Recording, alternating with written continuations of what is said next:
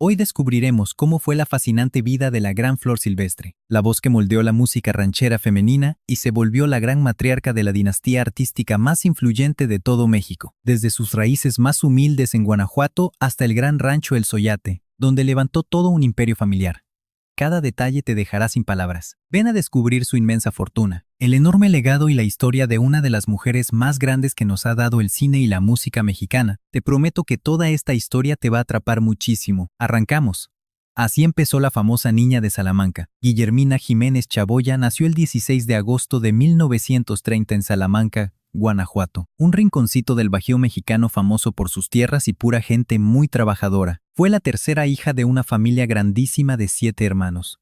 Francisco, Raquel, ella misma, José Luis, Enriqueta, quien tiempo después saltaría a la fama como la Prieta Linda, María de la Luz y Arturo. Su papá, Jesús Jiménez Cervantes, le entraba al campo y a 1000 oficios para sacar adelante a todos, mientras su mamá, María de Jesús Peña Chagoya, se quedaba en casa criando a los 7. Un reto enorme en aquel México rural de la postrevolución, donde sacar adelante a tantos hijos era una batalla diaria. Los Jiménez no tenían nada de dinero, vivían en una casita de adobe en Salamanca. Piso de pura tierra, sin agua y sin luz. La clásica vida dura del México rural en los años 30, mucho trabajo pesado, comida bastante sencilla, un montón de hermanos en el mismo cuarto y casi nulas opciones de salir adelante. Pero Guillermina era especial desde chiquita. A los 5 años ya se la pasaba cantando. Cantaba mientras le ayudaba a su mamá a limpiar la casa. Cantaba cuando iba por agua al pozo. O para entretener a sus hermanitos. Su voz era clarita y afinada. Un timbre dulce pero potente que a todos cautivaba. María de Jesús, la madre de Guillermina, notó de inmediato ese tremendo talento de su hija y tomó una decisión muy valiente que le daría la vuelta al destino familiar. Convenció a su esposo de empacar todo y mudarse a la capital, para que Guillermina pudiera explotar todo su talento. Imaginen el peso de esa decisión en 1935. El papá ya tenía trabajo seguro allá. Y tenían una casa propia aunque muy sencilla. Irse a la gran ciudad con 7 bocas que alimentar era un riesgo brutal. Pero María de Jesús fue terca y al final su esposo cedió. Para 1943, con Guillermina de 13 años, los Jiménez pisaron la Ciudad de México. Rentaron en una vecindad muy humilde, justo en el centro de la capital, seguro por los rumbos de Tepito o el barrio de la Merced. Sobrevivir ahí estuvo rudo al principio. El papá solo agarraba chambas por día, los hermanos grandes también le atoraban al trabajo. Pero apenas si salían a flote, comiendo puros frijoles con tortillas, todos apretados en esa pequeña vecindad. Pero Guillermina se puso a cantar rapidísimo. Un familiar suyo que trabajaba ahí en el Teatro del Pueblo, allá en el último piso del mercado Abelardo Rodríguez en pleno centro, los invitó a disfrutar de un show. Al terminar la función, Guillermina, con apenas 13 años de edad, se subió al escenario sin dudarlo. El mariachi de turno se le quedó viendo bastante raro. La veían tan chiquita y novata que nadie creyó que pudiera cantar de verdad. Simplemente se negaron a acompañarla. Guillermina bajó del escenario humillada, claro, pero no derrotada. Lejos de rendirse, esa experiencia la motivó muchísimo más. Empezó a buscar concursos de aficionados. Teatros pequeños, carpas improvisadas, cantaba donde fuera que le dieran un micrófono. Y el público notó rápido que esa niña de Guanajuato tenía una voz fuera de serie. A sus 15 años de edad, Guillermina ya cantaba siempre en el Teatro Colonial y otros recintos pequeños del centro de la Ciudad de México. Tras ganar varios concursos de aficionados, adoptó el nombre artístico que la volvería leyenda, Flor Silvestre. Ese apodo fue idea de Arturo Blancas, un promotor de espectáculos que la escuchó cantar y quedó totalmente deslumbrado. El nombre recordaba la cinta del 43 de Emilio Fernández, todo un éxito en taquilla. Un nombre perfecto para una cantante que irradiaba lo auténtico, lo rural, lo mexicano. Antes de cumplir los 20 años, esta joven cantante ya tenía fama en el circuito teatral del centro de la Ciudad de México. Cobraba entre 50 y 100 pesos por show. Unos 600 a 12,200 pesos de hoy. No era millonaria, pero le alcanzaba para ayudar en casa y soñar en grande. Buscaba el salto a la fama. El gran giro en la carrera de Flor Silvestre llegó en el año 50, a sus 20 años. Tras una exitosa gira por Latinoamérica, cantando en teatros de Argentina y otros países, Flor regresó a México con mucha experiencia y una voz mucho más madura. En esa gira por Argentina, Flor tuvo un romance muy fugaz y desastroso con un tal Andrés Nieto. Se casaron por completo impulso. Entonces, cuando Flor tenía apenas 16 años, nació su primogénita, Dalia Inés Nieto Jiménez. Pero Andrés era jugador, violento y muy irresponsable. El matrimonio fracasó antes del año. Terminó con la cantante huyendo a México junto a su bebé, decidida a triunfar para poder sacarla adelante. Ser madre soltera a los 16 en el México conservador de los años 40 era un escándalo tremendo. Pero Flor nunca ocultó a su pequeña, ni se avergonzó un segundo de su situación. Se partió el lomo trabajando para darle una vida realmente digna. En el 50, probó suerte en un concurso de la XCW. La famosa Voz de América Latina, la estación de radio más imponente y escuchada de todo el país. Esta cadena era del magnate Emilio Azcárraga Vidaurreta. Pisar esos estudios era el máximo sueño de cualquier artista. Flor arrasó en ese concurso y no solo eso, la firmaron para cantar fijo en la XCW. El contrato le pagaba 500 pesos al mes, unos 6,000 pesos de hoy en día. Tampoco era millonaria, pero significaba pura estabilidad para una chica de 20 años con una niña a su cargo, aunque el verdadero premio era la exposición. La radio la puso frente a toda la gran industria del entretenimiento. En esos legendarios estudios se grababan muchísimos programas en vivo, se organizaban conciertos con público y los magnates del cine de oro y la música rondaban los pasillos todo el tiempo. Justo ahí, en la emisora, el famoso productor de cine Gregorio Werstein la escuchó cantar. Quedó maravillado. Y no solo por su voz, sino por su tremenda presencia. Flor poseía una belleza de lo más natural. Rasgos finísimos, mirada profunda y una elegancia nata. Cero necesidad de maquillaje pesado o ropa carísima. Wallerstein la firmó al instante para 5 cintas. Corría 1950. La época de oro del cine mexicano brillaba. Se grababan muchísimas películas que llegaban a toda Latinoamérica y España. Y con apenas 20 años, Flor Silvestre ya pintaba para ser una gran estrella. Su gran debut fue Primero Soy Mexicano, en 1950, dirigida y protagonizada por Joaquín Pardavé, un pilar indiscutible en la historia del cine mexicano. Ahí compartía escena con Luis Aguilar, el famoso galán de películas rancheras. La cinta arrasó en taquilla. De la noche a la mañana, Flor se volvió la promesa más fuerte de nuestro cine. Ese mismo año, 1950, Flor cerró su primer trato musical con Columbia Records. Grabó los exitazos Llorar Amargo y Oye Morena. Las ventas volaron. De pronto a Flor le llovía dinero por todos lados: películas, radio, discos y palenques. En 1950 también contrajo nupcias con Francisco Rubiales Calvo, mejor conocido como Paco Malgesto. Paco le hacía de todo: periodista, cronista taurino, locutor y conductor de televisión. Era un pez gordo del entretenimiento y le llevaba 15 años a Flor. En el altar él rondaba los 35 y ella escasos 20. Aquel matrimonio arrancó con el pie izquierdo. Ella era muy joven y su carrera subía como la espuma. Paco era bastante celoso, controlador y de mecha corta. Vivían peleando. Durante esos años casada con Malgesto, de 1950 a 59, Flor tuvo 2 hijos más: Marcela Rubiales Jiménez, futura cantante y actriz, y Francisco Rubiales Jiménez, que luego haría doblaje de voz. Aunque en casa sufría, su vida profesional andaba en la cima absoluta. En los 50 rodó decenas de cintas, grabó montones de discos, se volvió la reina indiscutible de la música ranchera. Y en los pasillos de la XCW se topó con quien cambiaría todo: Antonio Aguilar. Pero, ¿de qué cifras hablamos cuando nos referimos a su lana en esos años? ¿Qué lujo se daba esta leyenda viva de la canción ranchera? Agárrate porque los números te dejarán helado. Así era la fortuna de Flor. Flor Silvestre fue una de las cantantes y actrices mejor pagadas del espectáculo mexicano durante los años 50, 60 y 70. Triunfar en esos dos mundos, el cine y la música ranchera, le dejó amasar un dineral gigantesco para entonces. En los años 50, justo en sus inicios, cobraba de 25 a 30 y 5,000 pesos por película. Para darnos una idea, Pedro Armendáriz cobraba 50,000 por cinta y Jorge Negrete 75,000 entonces. Al ser mujer y una cara algo nueva, ganaba menos que aquellos galanes consagrados, pero era un buen billete. Esos 35,000 pesos de los 50 serían unos 420,000 de hoy por cada rodaje.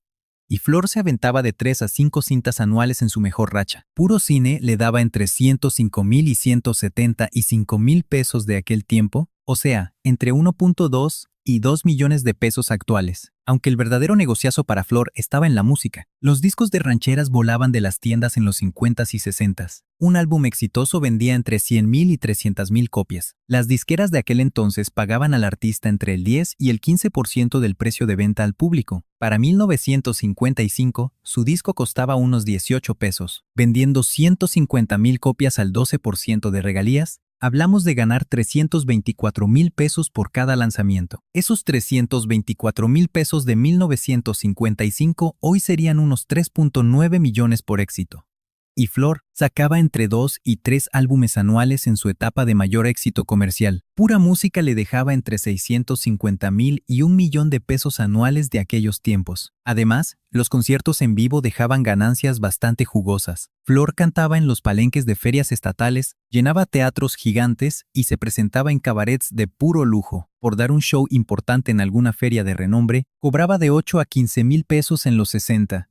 Algo así como 90 y 6,000 a 180,000 pesos actuales por noche. Cuando arrancaba la temporada de ferias, que duraba de octubre a marzo, Flor daba entre 30 y 50 shows. Esto dejaba ganancias extra de 240,000 a 750,000 pesos, o sea, entre 2.9 y 9 millones de pesos actuales solo por cantar en vivo. Para 1957 grabó el guapango Cielo Rojo con el Mariachi Vargas, su tema más legendario. Ese disco superó las 300,000 copias apenas en el primer año, dándole un 12% de regalías. Flor se metió unos 650,000 pesos de entonces, casi 7.8 millones de pesos de hoy, por un único disco. Ese año firmó exclusividad con Discos Musart, garantizando 400,000 pesos anuales, más sus respectivas regalías. Un acuerdo histórico que le aseguró el futuro financiero por completo. Sumando el cine, la música y sus conciertos en su mejor etapa, entre 1950 y 75, Flor ganaba de 1 a 2 millones de pesos anuales de entonces. Con el dinero actual, hablamos de 12 a 24 millones de pesos al año por 25 años seguidos. Para finales de los 50, Flor ya tenía la fortuna suficiente para comprar sus primeros bienes raíces y sacar adelante a su familia. Su mamá y hermanos pequeños se despidieron para siempre de aquellas vecindades humildes. Flor les regaló una casa sencilla, pero en una muy buena zona de clase media. El portafolio de propiedades de Flor demostraba su viaje desde la pobreza extrema hasta ser una de las figuras más gigantes del entretenimiento en México. La primera casa para su familia, uno de los primeros grandes gastos de la cantante cuando empezó a ganar dinero en serio, fue comprarle una casa a su madre y hermanos menores. En 1955 compró 120 metros cuadrados en una colonia de clase media en la Ciudad de México. La propiedad costó 180,000 pesos de entonces, o sea, unos 2.1 millones de pesos actuales. Pagó en puro efectivo, ahorrando las ganancias de sus primeros grandes éxitos en taquilla y radio. Era un hogar sencillo pero digno, con 3 recámaras, sala, comedor, una cocina y su pequeño patio. Para una familia acostumbrada a las vecindades más humildes, esto parecía un verdadero palacio. Su mamá soltó en llanto de pura emoción el día que recibió las llaves. El departamento en Polanco. Para ella y sus propios hijos, Flor compró en Polanco por el 58, un moderno complejo residencial de lujo. 150 metros cuadrados, 3 amplias recámaras, 2 baños, gran sala, comedor y una terraza bastante coqueta. Pagó 450,000 pesos de finales de los 50. Unos 5.4 millones de pesos hoy. Ahí vivió junto a sus 3 hijos mientras estuvo casada con Paco Malgesto. Decoró este departamento con muebles muy modernos para esa época, tapetes persas y obras de pintores mexicanos. Cero ostentoso, pero dejaba claro su éxito como estrella consolidada. Pasemos a las Lomas de Chapultepec. Al casarse con Antonio Aguilar en 1959, y con ambas carreras despegando, la pareja compró una casona en las Lomas de Chapultepec en 1965. Hablamos de una residencia estilo californiano de 400 metros cuadrados, hermosos jardines, 4 recámaras, una inmensa sala de estar y tremendo comedor, además de biblioteca y todos los lujos propios de la clase alta. Pagaron 850,000 pesos en los 60. Eso equivale a 10 millones de pesos de hoy. Fue su hogar principal en la capital mientras no paraban de grabar películas. Ahí mismo Flor recibía a grandes actores y músicos, María Félix, Lola Beltrán y Dolores del Río. Las mayores leyendas del cine y la música ranchera pasaron por esa casa, mucho antes de ir al famoso rancho El Zóyate en Zacatecas. Pero la propiedad clave, la que hoy es el corazón de la dinastía Aguilar, fue precisamente el majestuoso rancho El Zóyate en Villanueva, Zacatecas. En 1973, juntando ganancias del cine y giras, Antonio y Flor compraron este enorme terreno de más de 500 hectáreas en Zacatecas. Lo llamaron El Zóyate, rindiendo honor a un árbol muy típico de esa región. Y ojo, el Zóyate no era una simple casa vacacional, era un verdadero rancho trabajando con ganado, caballos y agricultura. Era el gran sueño de Antonio. Un auténtico rancho mexicano para criar a toda su familia rodeados de pura tradición charra. Ese inmueble costó unos 8 millones de pesos al comprarlo a mediados de los años 70, lo que hoy serían unos jugosos 96 millones. Todo pagado en efectivo, fruto de muchísimos años de trabajo duro en taquilla. La enorme casona principal lucía un estilo colonial mexicano, levantada con pura piedra y madera local. Presumía 800 metros cuadrados construidos y 6 enormes recámaras, 3 baños completos, grandes salones con vigas de madera y comedores inmensos para las visitas, una clásica cocina mexicana gigantesca, pero con todos los lujos modernos bien escondidos. Aunque la verdadera joya del Zóyate eran las zonas para caballos. Antonio y Flor montaron unas caballerizas profesionales diseñadas para más de 100 ejemplares. Ahí criaban caballos pura sangre, caballos finos para charrería y para sus famosos shows ecuestres. El complejo incluía establos individuales, pistas de entrenamiento, un veterinario de planta y bastante personal especializado. También levantaron un lienzo charro profesional donde Antonio y los muchachos practicaban suertes, todo un ruedo oficial. Gradas para 300 personas y vestidores, corrales y chiqueros. Todo listo para los ensayos. En las siguientes décadas, Antonio y Flor le inyectaron más capital al rancho, levantando nuevas instalaciones, comprando más tierras y mejorando su hogar. Para el año 2000, el Zóyate ya valía más de 50 millones de pesos. El Zóyate terminó siendo el auténtico cuartel general de los Aguilar. Si no andaban de gira, ahí vivían. Sus hijos crecieron montando a caballo, dominando la charrería, llevando esa vida de rancho que Antonio y Flor veían clave para no perder sus raíces mexicanas. Pasemos a sus vehículos. Los autos de Antonio y Flor Silvestre reflejaban su filosofía de vida, funcionalidad y trabajo antes que lujos. En los años 60, viviendo casi siempre en la Ciudad de México, Flor manejaba sedanes discretos pero muy elegantes. Tenía un Dodge Dart del 60 y 3 en color beige que usaba diario. Nuevo costó casi 45,000 pesos, unos 540,000 pesos de hoy. Para el 68 cambió el Dart por un Chrysler New Yorker verde oscuro, más grande y lujoso, pero nada exagerado. Costó unos 85,000 pesos, casi 1,000,000 de pesos de hoy. Era bastante cómodo, súper confiable, ideal para una estrella que cero necesitaba lucirse. Por su parte, Antonio prefería las pickups americanas más rudas, Chevrolet, Ford o Dodge. Las trocas ideales para el rancho, mover equipo pesado y recorrer terracerías cuando iban a los palenques de los pueblos. Una Chevrolet C10 nueva en los 70 valía 35,000 pesos.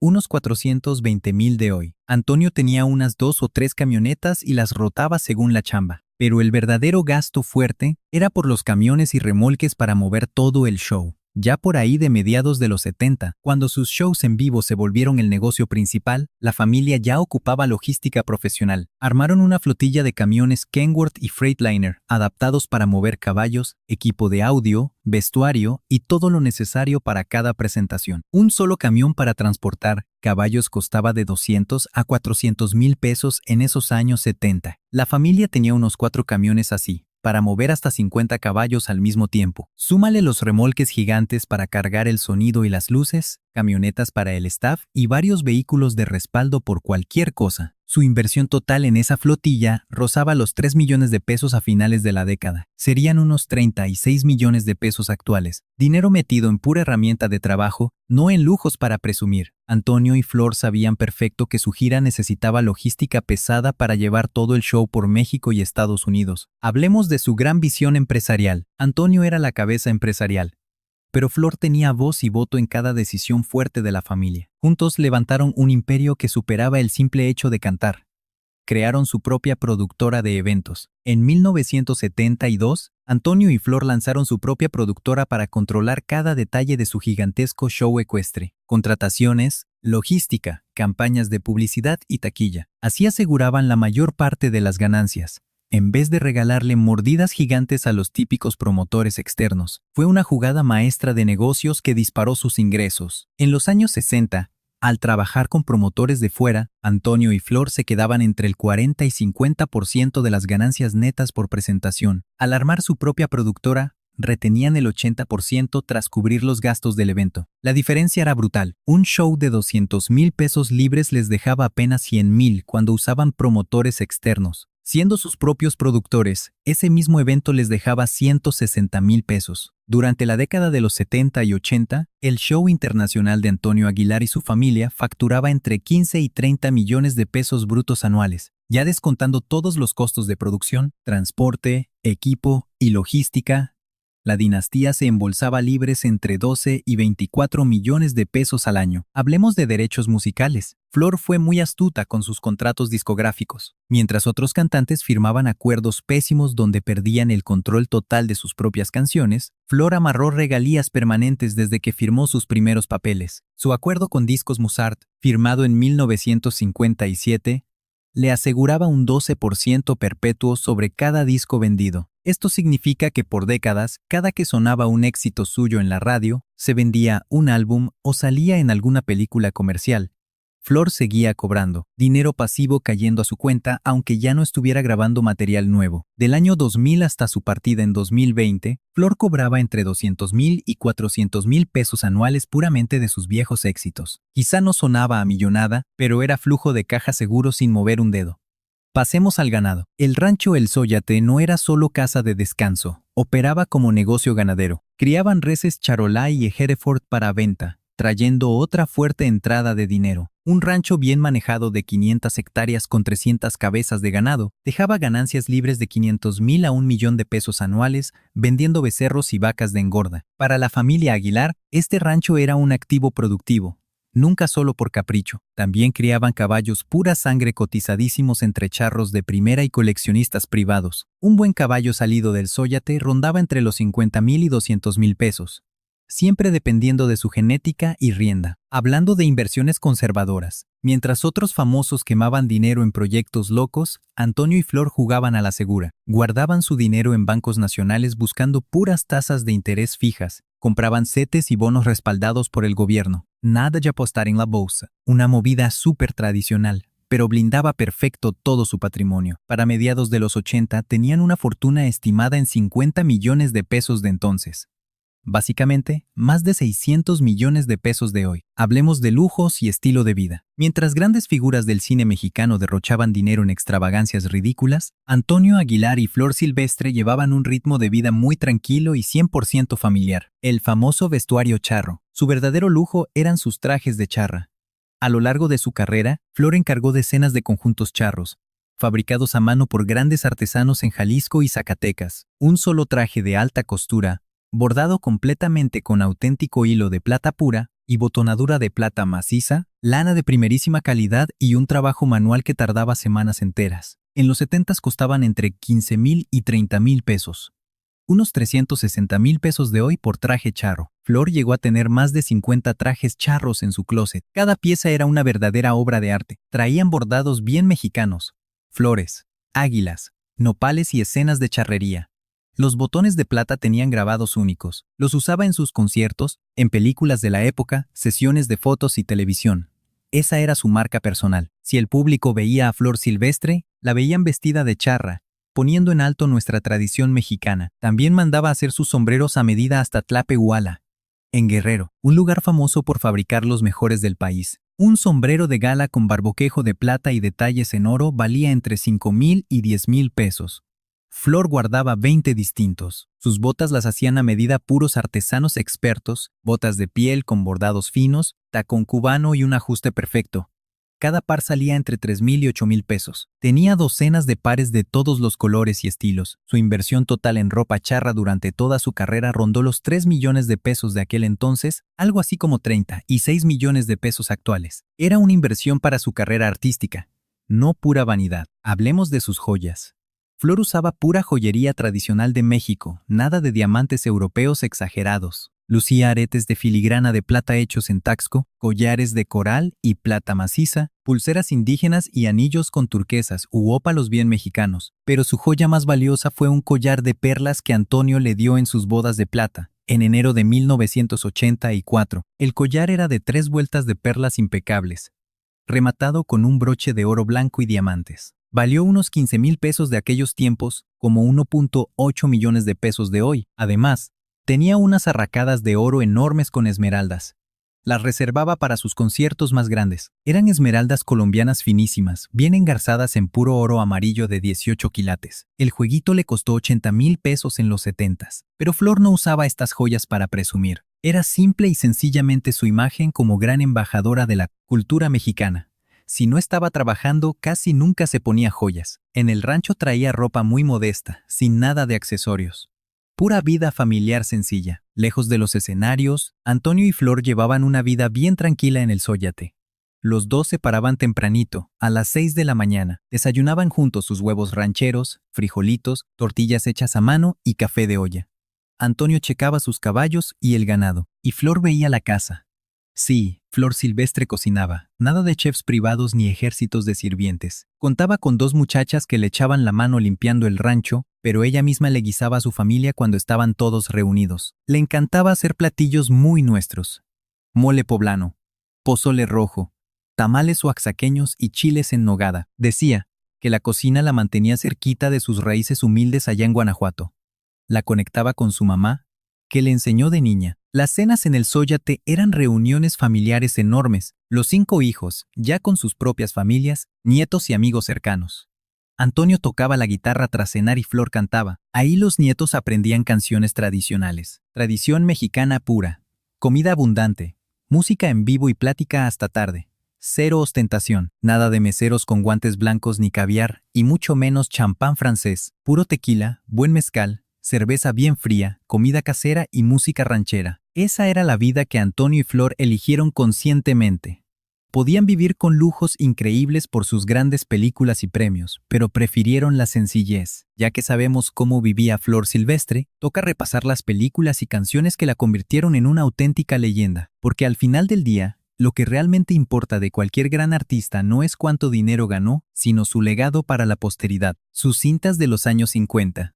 Primero soy mexicano, en 1950 marcó su gran debut en cine, consolidándola rápido como actriz promesa. Actuando junto a Joaquín Pardavé y Luis Aguilar, Flor dejó claro que sabía actuar y cantar con un talento enorme. La cinta fue un éxito brutal en taquilla.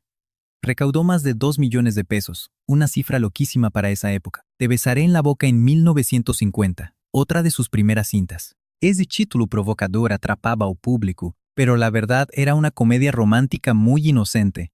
Ahí Flor dio vida a una cantante de provincia que llegaba a la gran capital. El bolero de Raquel en 1957 junto a Cantinflas fue un trancazo en la comedia del cine mexicano. Ahí Flor interpretó a una cantante que terminaba perdidamente enamorada del buen Cantinflas. La química cómica entre ambos era simplemente perfecta. Ese peliculón recaudó más de 5 millones de pesos en la taquilla. Durante los años 50, Flor filmó unas 35 películas, volviéndose una de las actrices más taquilleras de México. Llegaron las grandes producciones de los 60.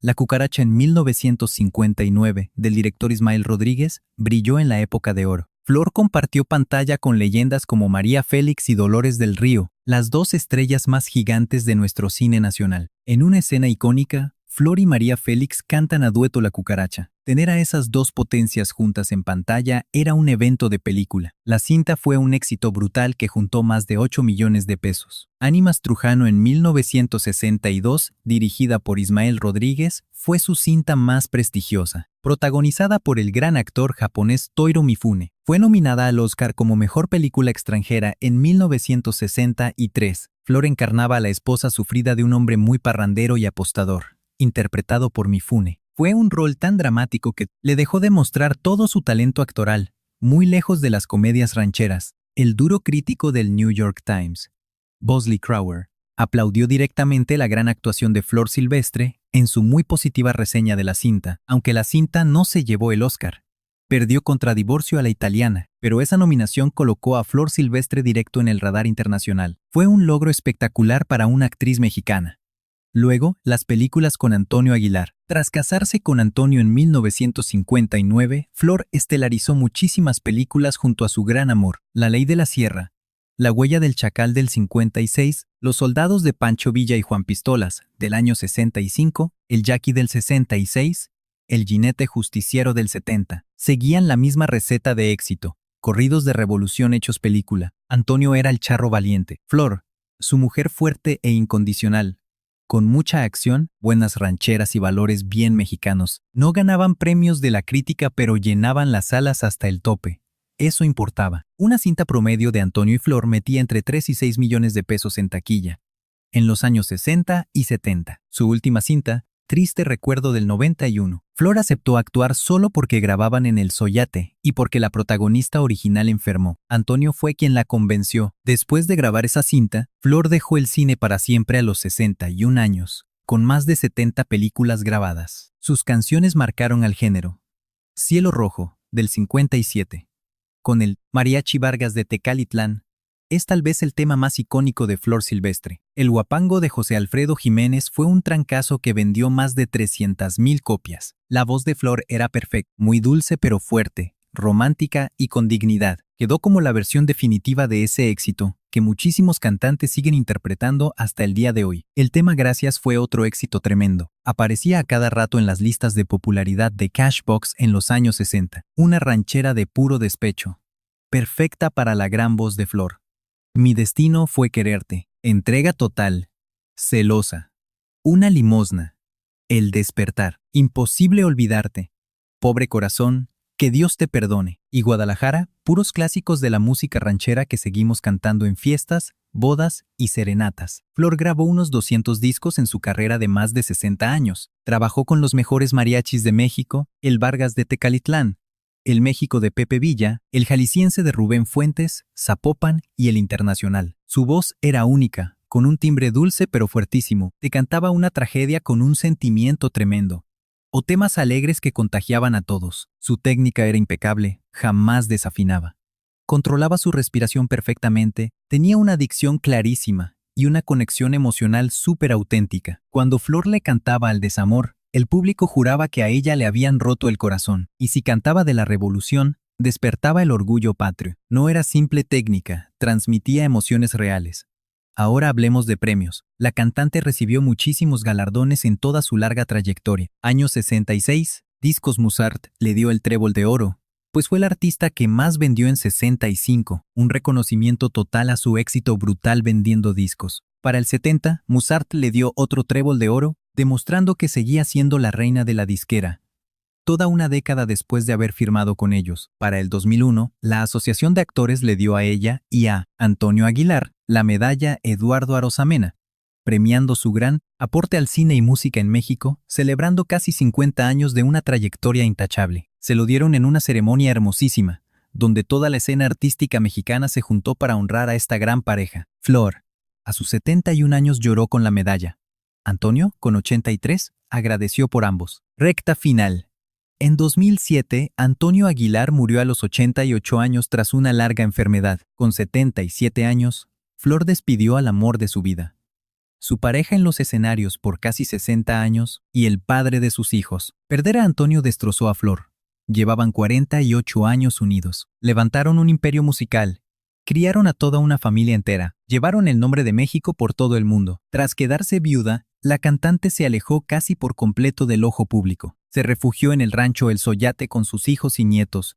Dejó los escenarios para vivir en paz y recordar aquellos viejos tiempos. En 2010, con 80 años, Flor lanzó su último disco de estudio llamado Soledad, un tributo al recuerdo de Antonio. Este material incluía temas de luto, nostalgia y un amor infinito. Fue su gran adiós musical. Para 2015, con sus 85 años, lanzó el documental Su destino fue querer en pleno Festival de Cine de Guadalajara. Esta cinta fue producida por la empresa de Pepe Aguilar y narraba su historia entera, desde niña en Guanajuato hasta ser la gran matriarca de la dinastía Aguilar. Flor acudió en persona a la premier. Al terminar la película, el público le aplaudió de pie durante muchísimos minutos. Todos lloraban. Flor también. Fue el tributo en vida a una leyenda. Su etapa final cruzó con el COVID-19 durante el año 2020. Con 90 años, el riesgo era altísimo. Sus hijos rogaron que se aislara en el Soyate, súper protegida y sin recibir ninguna visita. Entre el verano y otoño de 2020, la salud de Flor se fue apagando lentamente. No fue un malestar en concreto, simplemente su cuerpo de 90 años ya no daba más. Se agotaba poco a poco. Llegando noviembre, la cantante pasaba casi todos los días recostada. Toda su familia se rotaba para cuidarla. Pepe casi se fue a vivir al Zóyate esos últimos días. El 25 de noviembre de 2020, rodeada del amor de sus hijos, Flor Silvestre cerró los ojos para siempre. Se fue en paz desde su casa. Ahí, en ese rancho que construyó con Antonio, justo como ella siempre soñó, su hijo Pepe rompió el silencio en redes sociales con un dolor inmenso. Les aviso que hoy perdimos a la enorme Flor Silvestre. Mi madre, mi faro, mi máxima inspiración. Vuela alto y descansa, mamá. Esta noticia sacudió a todo México. Flor Silvestre era de las poquísimas leyendas vivas que nos quedaban del gran cine de oro mexicano. Su partida cerró una época dorada.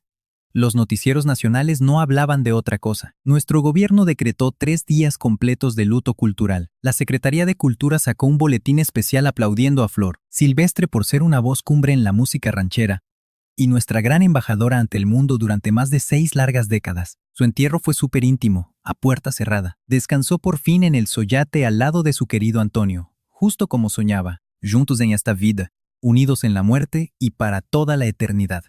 Las redes estallaron con bellos tributos. Miles de fans subieron clips de ella cantando, fotos de sus mejores cintas y anécdotas puras. Por cada rincón de México, los mariachis tomaron las plazas para entonar los clásicos de Flor Silvestre. Era un adiós inmenso a quien acompañó la vida de tantas generaciones de familias en México, un legado y huella cultural. La herencia de Flor Silvestre supera por mucho sus discos y películas clásicas. Ella abrió camino para las mujeres cantando rancheras. Al iniciar en los años 40, la música ranchera era territorio exclusivo de puros hombres. Jorge Negrete, Pedro Infante y Miguel Aceves Mejía mandaban. Ellas cantaban puros boleros.